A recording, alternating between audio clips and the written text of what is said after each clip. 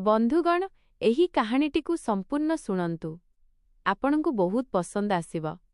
एही कहानी नीतू तांको चाकर रामू एवं नीतूंको स्वामी सनींकर। जेतेबेले नीतूंको स्वामी चाकिरी सिलसिलारे हठात 5 वर्ष पई अन्य एक सहरकु चली जांती घरे रही जांती नीतू एवं तांको चाकर रामू। बंधुगण एही कहानी नीतू एवं सनींको खुशी भरा जीवनरु आरंभ हुए। नीतू जणे 35 वर्षर सुंदरी महिला थिले जहांकर आखि बड़ बड़ थिला एवं हस एमिति जे केही भी देखिले खुशी होई जिवे। से एक छोट सहररे रहुथिले जेउठारे घर बड़ थिला एवं सबुकिछि आरामरे चालुथिला। घरे सेमाने 3 जण रहुथिले नीतू तांको स्वामी सनी एवं पुरुणा आंटिक चाकर रामू। रामूर बयस 45 वर्ष थिला। रामू सेमानंकर सबुठारु भल चाकर थिला। सेमाने दुहे तांको उपरे आखि बंद करी विश्वास करुथिले। रामू मध्य केबे सेमानंकु अभियोगर सुजोग देउनथिला। रामू गत 20 वर्ष धरी सेमानंको पाखरे चाकिरी करुथिला। से केवल घर सफासफी एवं छोटमोट काम करुथिला। घरे रोसेई काम प्रायतः सनी एवं नीतू ही करुथिले। नीतूंको स्वामी सनी जिए रेलबाई विभागरे सरकारी चाकिरी करुथिले से मध्य प्राय 38 वर्षर थिले। दुहिंको विवाहकु 5 वर्ष होई सारिथिला एवं सेमाने परस्परकु एते भल पाउथिले जे आखपाख लोके जळुथिले। सनी नीतूंकर प्रतिटी छोट बड़ कथार ध्यान रखुथिले। सकाळे उठी चा तियारी करुथिले, संध्यारे घरकु आसी तांको सह बुलिबाकु जाउथिले एवं रातिरे दुहे एकाठी बसी कथा हेउथिले। नीतूंकु एई भल पाइबार अभ्यास होई जाइथिला। से सनीक बिना गोटिए मुहूर्त मध्य रही पारु नथिले। सनी कहिले, नीतू आजि मु तुम पई स्पेशाल जळखिया तियारी करूछि। कोन दरकार? परटा ना पुरी? नीतू हसी करी कहिले, सनी तुमे जहा भी बनेइबो ताहा मोते पसंद आसिबो, किंतु आजि परटा बनेइ दियो, सेइटा भी आलू परटा। सनी रोसेई घरकु चालीगले एवं नीतू बाहारे बगीचारे बसी अपेक्षा करिबाकु लागिले। से भाबुथिले जे सनी केते भल, सबुबेले तांको खुशीर ख्याल रखंती। अल्प समय परे सनी प्लेट धरी आसिले एवं दुहे एकाठी बसी खाइबाकु लागिले। खाउ खाउ सनी नीतूंको हाथ धरी कहिले, नीतू तुम हस देखिले मो दिनटा भल होई जाए, मु तुमको बहुत भल पाए। नीतू लाजेई जाई कहिले, सनी तुमे बिना सबुबेले एमिति रोमांटिक कथा कहुछ। मु मध्य तुमको बहुत भल पाए। दिन गुड़िक एमिति ही कटुथिला। संध्यारे सनी चाकिरीरु फेरुथिले। नीतू तांको पई चा बनाउथिले। दुहे टीवी देखुथिले किंबा गीत शुणुथिले। रातिरे नीतू सनींको छाती उपरे मुंड रखी सोउथिले एवं सनी तांको केसरे आंगुठी बुलाउथिले। सेमानंको घर भल पाइबारे पूर्ण थिला। किंतु दिने सबुकिछि बदली गला। जेतेबेले सनींकु रेलबाई विभागरु कॉल आसिला। तांकर बदली ट्रांसफर होई जाइथिला, सेइटा भी 400 किलोमीटर दूर अन्य एक सहरकु। सरकारी चाकिरी थिला, मानिबाकु पडुथिला। एहा सुनी सनी उदास होइगले। सनी नीतूंकु कहिले, नीतू मोते जिबाकु पड़िबो। ट्रांसफर होई जाइछि, किंतु एहा केवल किछि मासर कथा। मु शीघ्र फेरी आसिबी। नीतूंको आखि भरी आसिला। से कहिले, सनी तुमे मो बिना केमिति रहिबो? आउ मु तुम बिना? प्लीज किछि करना। सनी तांकु कुंढेई धरी कहिले, डार्लिंग सरकारी ऑर्डर कौन करिबी, किंतु मु प्रति वीकेंड रे आसिबी। फोन रे कथा हेबा, सबु ठीक होई जिवो। नीतू हाँ कले, किंतु मने मने उदास थिले। परवर्ती सप्ताहरे सनी चालीगले। घर सुनसान होइगला। नीतू एकुटिया रहीगले। प्रथम मास कौनसी प्रकारे कटिगला। सनी प्रतिदिन फोन करुथिले। वीडियो कॉलरे कथा हेउथिले। नीतू तांकु घर कथा कहुथिले। सनी तांकु हसाउथिले। किंतु धीरे धीरे समय बीतिबाकु लागिला। 1 मास, 2 मास, 3 मास। सनी कहुथिले, बस 2-3 मास, तापरे मु फेरी आसिबी। नीतू फोन रे कहिले, सनी एबे बहुत होइगलाणी, केबे आसिबो? मु एकुटिया बोर हेउछि, मोते तुमरो दरकार। सनी कहिले, नीतू टिके सबुर कर, काम अधिक अछि, किंतु शीघ्र। मु तुमको मिस करुछि। परे 5 मास होइगला। नीतू एबे घरे एकुटिया बुलुथिले, बगीचारे बसुथिले, किंतु मन लागु नथिला। से सनीक मने पकाई छटपट हेउथिले। रातिरे निद आसुनथिला। परे 8 मास बीतीगला। नीतू एबे आउ अपेक्षा करि पारु नाहांती। फोन रे पचारंती, सनी एबे तो कुह केबे आसिबो? सनी कहिले, नीतू बस टिके आउ। 2 वर्ष होइगलाणी, किंतु काम शेष हेबाकु जाउछि। नीतू उदास होई जाउथिले। घरे केवल रामू एवं से रही जाइथिले। रामू केवल काम करुथिला। रामू कला देखा जाउथिला, किंतु मजबूत गठनर थिला। ତା ମୁହଁରେ ସବୁବେଳେ ହସ ରହୁଥିଲା ଏବଂ ଏବେ ସେ ଘରର ସବୁ କାମ କରୁଥିଲା, ସଫେଇ, ବଗିଚା, ରୋଷେଇ। ସେ ଚୁପଚାପ ନିଜ କାମ କରୁଥିଲା, କିନ୍ତୁ ତା ଆଖି କେବେ କେବେ ନିତୁଙ୍କ ଉପରେ ରହିଯାଉଥିଲା। ନିତୁ ପୂର୍ବରୁ ତାଙ୍କୁ ନୋଟିସ୍ କରୁନଥିଲେ, କିନ୍ତୁ ଏବେ ଏକୁଟିଆପଣରେ ତାଙ୍କ ନଜର ରାମୁ ଉପରେ ପଡ଼ିବାକୁ ଲାଗିଲା। ରାମୁର ଶରୀର ଝାଳରେ ଚମକୁଥିଲା। ଯେତେବେଳେ ସେ ବଗିଚାରେ କାମ କରୁଥିଲା, ନିତୁ ଭାବୁଥିଲେ ଯେ ସେ କେତେ ଶକ୍ତିଶାଳୀ। ତା ହାତ କେତେ ମଜବୁତ, ଯାହା କାହାକୁ ଭଲ ଭାବରେ ଧରିପାରିବ।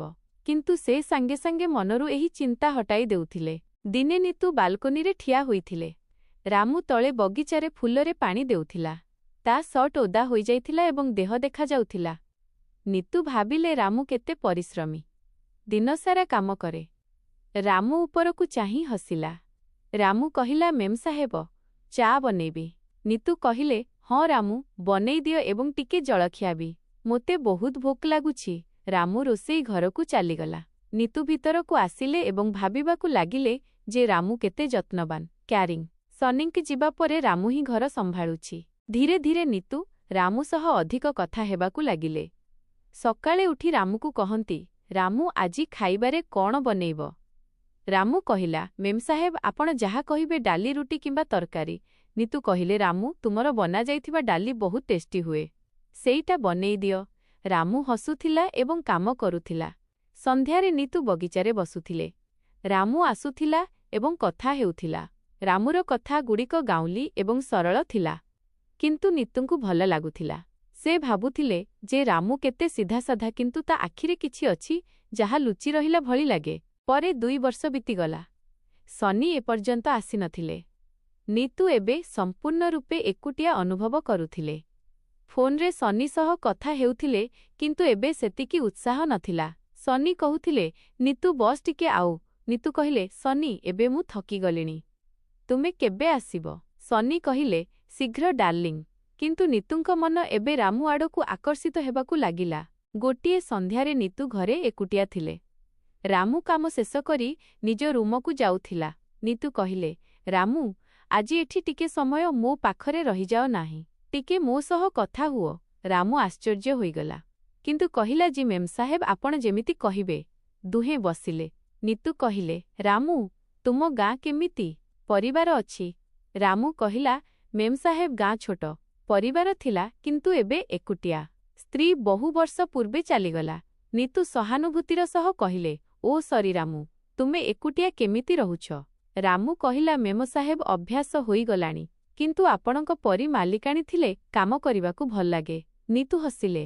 ନିତୁ ଭାବୁଥିଲେ ଯେ ରାମୁ କେତେ ମଜବୁତ, ତା କାନ୍ଧରେ ମୁଣ୍ଡ ରଖି କାନ୍ଦି ହେବ।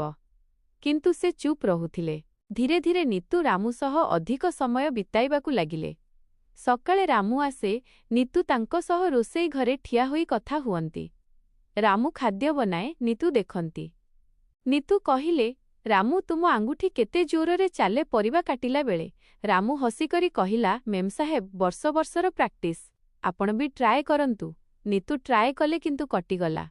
ରାମୁ ତାଙ୍କ ଆଙ୍ଗୁଠି ଧରି କହିଲା, ଦେଖନ୍ତୁ ମେମ୍ ସାହେବ, ଏମିତି ନୁହେଁ। ନିତୁଙ୍କ ହୃଦୟ ସ୍ପନ୍ଦନ ବଢ଼ିଗଲା, କିନ୍ତୁ ପ୍ରକୃତରେ ଏହା କେବଳ ସାହାଯ୍ୟ ଥିଲା। ନିତୁ ଏବେ ରାମୁକୁ ପସନ୍ଦ କରିବାକୁ ଲାଗିଥିଲେ। ରାମୁ ମଧ୍ୟ ନିତୁଙ୍କ ଯତ୍ନ ନେଉଥିଲା। ଦିନେ ନିତୁ ଉଦାସ ଥିଲେ। ରାମୁ ପଚାରିଲା, ମେମ୍ ସାହେବ, କ'ଣ ହେଲା? ନିତୁ କହିଲେ, ରାମୁ ତ ସାହେବଙ୍କ କଥା ମନେ ପଡ଼ୁଛି।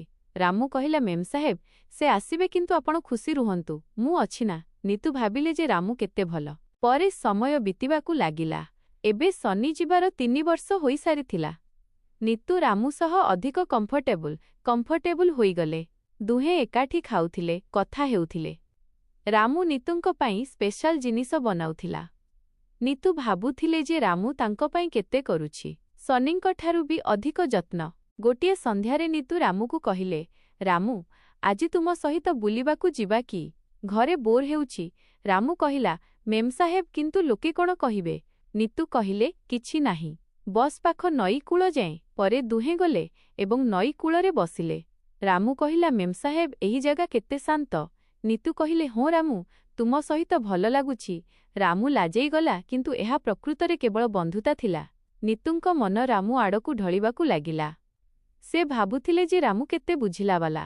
ତା କଥା ଶୁଣିଲେ ଶାନ୍ତି ମିଳେ। ଏବେ ରାମୁ ମଧ୍ୟ ନିତୁଙ୍କୁ ପସନ୍ଦ କରିବାକୁ ଲାଗିଲା, କିନ୍ତୁ ଚୁପ୍ ରହୁଥିଲା। ଏବେ 4 ବର୍ଷ ବିତି ଯାଇଥିଲା, କିନ୍ତୁ ସନି ଏପର୍ଯ୍ୟନ୍ତ ଆସିନଥିଲେ। ନିତୁ ଏବେ ସନିଙ୍କ ସହ କମ୍ କଥା ହେଉଥିଲେ। ରାମୁ ତାଙ୍କ ପାଇଁ ସବୁକିଛି ଥିଲା। ଦିନେ ନିତୁ ରାମୁକୁ କହିଲେ, ରାମୁ, ତୁମେ ମୋ ପାଇଁ କେତେ କରୁଛ, ମୁଁ ତୁମ ବିନା ରହିପାରିବି ନାହିଁ। ରାମୁ କହିଲା, ମେମ୍ ସାହେବ, ମୁଁ ତୁମର ଚାକର। ନିତୁ କହିଲେ, ନାହିଁ ରାମୁ, ତୁମେ ବନ୍ଧୁ ତାଠାରୁ ଅଧିକ। ରାମୁର ଆଖି ଓଦା ହୋଇଗଲା। ଦୁହିଁଙ୍କ ଭଲପାଇବା ଧୀରେ ଧୀରେ ବଢ଼ିବାକୁ ଲାଗିଲା। ସେପଟେ ସନିଙ୍କୁ 5 ବର୍ଷ ହୋଇସାରିଥିଲା। ସେଠାରେ ଦ୍ୱିତୀୟ ବିବାହ କରିସାରିଥିଲେ, କିନ୍ତୁ ନିତୁଙ୍କୁ କହିନଥିଲେ। ନିତୁଙ୍କୁ ଏବେ କିଛି ଫରକ ପଡ଼ୁନଥିଲା, କାରଣ ଏବେ ରାମୁ ଥିଲା। ନିତୁ ରାମୁକୁ କହିଲେ, ରାମୁ, ମୁଁ ତୁମକୁ ଭଲପାଏ। ରାମୁ କହିଲା, ମେମ୍ ସାହେବ, ମୁଁ ମଧ୍ୟ, କିନ୍ତୁ ସାହେବ। ନିତୁ କହିଲେ, ସେ ଏବେ ଆସିବେ ନାହିଁ। ଆମେ ବିବାହ କରିନେବା। ରାମୁ ରାଜି ହୋଇଗଲା। ନିତୁ ଏବେ ରାମୁ ସହ ଏକ ଛୋଟ ମନ୍ଦିରରେ ଚୁପଚାପ 7 ଫେରା ନେଇଥିଲେ। ପଣ୍ଡିତଜୀଙ୍କୁ କେବଳ ଏତିକି କୁହାଗଲା ଯେ ଏହି ଦୁହେଁ ଏକାଠି ବଞ୍ଚିବାକୁ ଚାହାନ୍ତି। କୌଣସି କାର୍ଡ ତିଆରି ହେଲା ନାହିଁ କି କୌଣସି ଭୋଜି ଦିଆଗଲା ନାହିଁ। ବସ୍ ନିତୁ ନାଲି ଶାଢ଼ୀ ପିନ୍ଧିଥିଲେ, ରାମୁ ନୂଆ କୁର୍ତ୍ତା ପାଇଜାମା। ମଙ୍ଗଳସୂତ୍ର ପିନ୍ଧାଇଲେ ଏବଂ ଘରକୁ ଫେରିଲେ। ଘରକୁ ଆସି ନିତୁ ରାମୁର ହାତ ଧରି ହସିକରି କହିଲେ, ଏବେ ତୁମେ ମୋର ସ୍ୱାମୀ। ରାମୁ, ମେମ ସାହେବ କୁହ ନାହିଁ ଏବେ। ରାମୁ ଲାଜେଇଗଲା। ପରେ ରାମୁ କହିଲା, ଆଚ୍ଛା ଜି, ତେବେ ଏବେ କ'ଣ କହିବି? ନିତୁ କହିଲେ, ଯାହା ଇଚ୍ଛା ନିତୁ କୁହ, ଜାନୁ କୁହ କିମ୍ବା ନିଜର ରାଣୀ କୁହ। ରାମୁ ହସିକରି କହିଲା, ରାଣୀ ତ ତୁମେ ଆଗରୁ ଥିଲ, କିନ୍ତୁ ଆଗରୁ ରାଜା କେହି ଅଲଗା ଥିଲା, ଏବେ ମୁଁ। ତାପରେ ଦୁହେଁ ହସିଲେ। ସେହି ରାତିରେ ନିତୁ ପ୍ରଥମ ଥର ରାମୁ ସହ ନିଜ ରୁମରେ ଶୋଇବାକୁ ନିଷ୍ପତ୍ତି ନେଲେ। ରାମୁ ଡରି ଡରି ଭିତରକୁ ଆସିଲା। ନିତୁ ଲାଇଟ୍ ବନ୍ଦ କରିଦେଲେ ଏବଂ ତା ହାତ ଧରିନେଲେ। ପରବର୍ତ୍ତୀ କିଛି ମାସ ଦୁହେଁ ନୂଆ ସମ୍ପର୍କକୁ ବୁଝିବାରେ ବିତାଇଲେ। ରାମୁ ଏବେ ବି ସକାଳେ ଶୀଘ୍ର ଉଠେ, ଚା ବନାଏ, କିନ୍ତୁ ଏବେ ଚା କପ୍ ନିତୁଙ୍କୁ ସେୟାରେ ବେଢ଼ି ଦିଏ।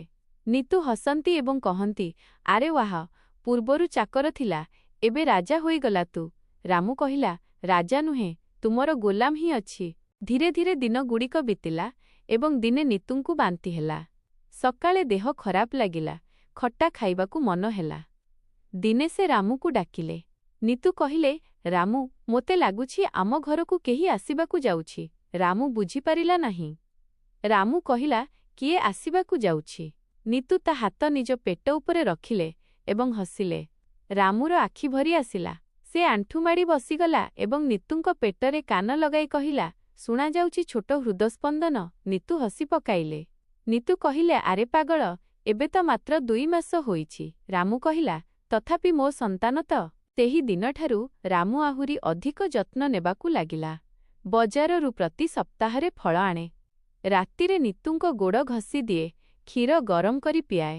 ପଡ଼ୋଶୀ ସ୍ତ୍ରୀ ଲୋକମାନେ ଦେଖନ୍ତି ଏବଂ କାନକୁହା ହୁଅନ୍ତି, ଦେଖ, ଚାକରକୁ ବାହା ହୋଇଗଲା। ଏବେ ଛୁଆ ବି ଆସିବାକୁ ଯାଉଛି। ନିତୁ ଶୁଣନ୍ତି ତ ହସିକରି କହନ୍ତି, ହଁ ଜି, ମୋର ଚାକର ନୁହେଁ, ମୋର ରାଜା। ପରେ 9 ମାସ ପରେ ଗୋଟିଏ ସକାଳେ ନିତୁଙ୍କର କଷ୍ଟ ହେଲା। ରାମୁ ଘାବରେଇ ଗଲା। ସେ ପଡ଼ୋଶୀ ଭାଇଙ୍କ ସ୍କୁଟି ନେଲା ଏବଂ ନିତୁଙ୍କୁ ପଛରେ ବସାଇ ହସ୍ପିଟାଲରେ ପହଞ୍ଚାଇଲା। ଡାକ୍ତର ଚେକ୍ କଲେ ଏବଂ କହିଲେ, ଅଭିନନ୍ଦନ, ପୁଅ ହୋଇଛି। ରାମୁ ବାହାରେ ବେଞ୍ଚରେ ବସି କାନ୍ଦିବାକୁ ଲାଗିଲା। ନହାନା ଛୁଆଟି ତା କୋଳକୁ ଆସିଲା। ସେ ଛୁଆକୁ ଦେଖିଲା। ତା ନାକ, ତା ଆଖି ବିଲକୁଲ ନିତୁଙ୍କ ପରି। ସେଇ ଛୁଆକୁ କୁଣ୍ଢେଇ ଧରିଲା ଏବଂ ଭିତରକୁ ଗଲା। ନିତୁ ଦୁର୍ବଳ ଥିଲେ କିନ୍ତୁ ହସୁଥିଲେ। ନିତୁ କହିଲେ, ଦେଖାଅ ମୋ ରାଜକୁମାରକୁ। ରାମୁ ଛୁଆକୁ ଦେଲା। ନିତୁ ଛୁଆକୁ ଚୁମିଲେ ଏବଂ କହିଲେ, ଏହାର ନାମ ଭାବିଛ? ରାମୁ କହିଲା, ତୁମେ ରଖ। ନିତୁ କହିଲେ, ଚାଲ ଏହାର ନାମ ସୁରଜ ରଖିବା, କାରଣ ଏହା ସୂର୍ଯ୍ୟଙ୍କ ପରି ଆମ ଜୀବନ ଆଲୋକିତ କରିଦେବ। ପରେ ଛୁଆ ଘରକୁ ଆସିଲା। ଏବେ ଘରେ କାନ୍ଦିବା ଶବ୍ଦ, ହସିବା ଶବ୍ଦ, କ୍ଷୀରର ବାସ୍ନା ସବୁ ଥିଲା। ରାମୁ ଦିନସାରା ଛୁଆକୁ କୋଳରେ ଧରି ବୁଲୁଥିଲା। ନିତୁ ଦେଖନ୍ତି ଏବଂ ଭାବନ୍ତି, ସନିଙ୍କଠାରୁ କେବେ ଛୁଆ ହୋଇନଥିଲା। ବୋଧହୁଏ ଭଗବାନ ଏଇଆ ଲେଖିଥିଲେ। ପରେ ଦିନେ ସନିଙ୍କ ଫୋନ୍ ଆସିଲା 5 ବର୍ଷ ପରେ। ସନି କହିଲେ, ନିତୁ, ମୁଁ ଆସୁଛି, ଏବେ ପରମାନେଣ୍ଟ ଫେରୁଛି। ନିତୁ ଚୁପ୍ ରହିଲେ, ପରେ କହିଲେ, ସନି, ଏବେ ବହୁତ ବିଳମ୍ବ ହୋଇଯାଇଛି। ମୁଁ ଦ୍ୱିତୀୟ ବିବାହ କରିସାରିଛି। ମୋର ଏକ ପୁଅ ମଧ୍ୟ ଅଛି। ତୁମେ ଖୁସିରେ ରୁହ ତୁମର ନୂଆ ଜୀବନରେ। ସନିଙ୍କ ସ୍ୱର କମ୍ପିବାକୁ ଲାଗିଲା। ସନି କହିଲେ, କ'ଣ? ନିତୁ କହିଲେ, ହଁ ସନି, ତୁମେ ମଧ୍ୟ ତ ଦ୍ୱିତୀୟ ବିବାହ କରିଥିଲ ନା? ମୋତେ ଜଣାପଡ଼ି ଯାଇଥିଲା। ଏବେ ଆମେ ଦୁହେଁ ନିଜ ନିଜ ଜୀବନରେ ଖୁସି। Good bye. ପରେ ଫୋନ୍ କଟିଗଲା। ନିତୁ ଫୋନ୍ ସାଇଡ୍ରେ ରଖିଲେ ଏବଂ ରାମୁ ଆଡ଼କୁ ଚାହିଁଲେ, ଯିଏ ସୁରଜକୁ ଝୁଲାଉଥିଲା। ସେ ପାଖକୁ ଗଲେ। ରାମୁ କାନ୍ଧରେ ମୁଣ୍ଡ ରଖିଲେ। ନିତୁ କହିଲେ, ରାମୁ, ତୁମେ ମୋତେ ସେହି ଶାନ୍ତି ଦେଲ ଯାହା ପାଇଁ ମୁଁ ବର୍ଷ ବର୍ଷ ଧରି ତରସୁଥିଲି। ରାମୁ କହିଲା, ଆଉ ତୁମେ ମୋତେ ସେହି ଘର ଦେଲ ଯାହା ମୁଁ କେବେ ସ୍ୱପ୍ନରେ ବି ଭାବିନଥିଲି। ପରେ ସନ୍ଧ୍ୟାରେ ତିନିଜଣ ବଗିଚାରେ ବସିଥିଲେ। ସୂରଜ ରାମୁ କୋଳରେ ଖେଳୁଥିଲା। ନିତୁ ଚା ପିଉଥିଲେ। ରାମୁ ନିତୁଙ୍କ ହାତ ଧରି କହିଲା, ଜାଣିଛ, ପୂର୍ବରୁ ମୁଁ ଭାବୁଥିଲି ମୋ ଜୀବନ କେବଳ କାମ କରିବା ପାଇଁ। ଆଜି ଲାଗୁଛି ମୋ ଜୀବନ ତ ଏବେ ଆରମ୍ଭ ହୋଇଛି। ନିତୁ ତା ହାତକୁ ଚୁମିଲେ ଏବଂ କହିଲେ, ଆମ ଜୀବନ ଏବେ ଆରମ୍ଭ ହୋଇଛି ରାମୁ, ଏବଂ ଏହା କେବେ ଶେଷ ହେବ ନାହିଁ। ସୂରଜ ଛୋଟ ଛୋଟ ହାତରେ ଦୁହିଁଙ୍କ ମୁହଁ ଛୁଇଁଲା। ତିନିଜଣ ହସିଲେ। ଘରକୁ ଖୁସି ଫେରି ଆସିଥିଲା। ସେହି ଖୁସି ଯାହା କେବେ ଚାଲିଯାଇଥିଲା, ଏବେ ଚିରଦିନ ପାଇଁ ଆସିଯାଇଥିଲା। ରାମୁ ଏବଂ ନିତୁଙ୍କ କାହାଣୀ ଏଠି ଶେଷ ହୋଇନାହିଁ, ବରଂ ପ୍ରକୃତରେ ଏଇଠୁ ଆରମ୍ଭ ହୋଇଛି। ଆପଣଙ୍କୁ ଏହି କାହାଣୀଟି କିପରି ଲାଗିଲା? କ'ଣ ଭୁଲ ଆଉ କ'ଣ ଠିକ୍, ନିଶ୍ଚୟ ଜଣାଇବେ।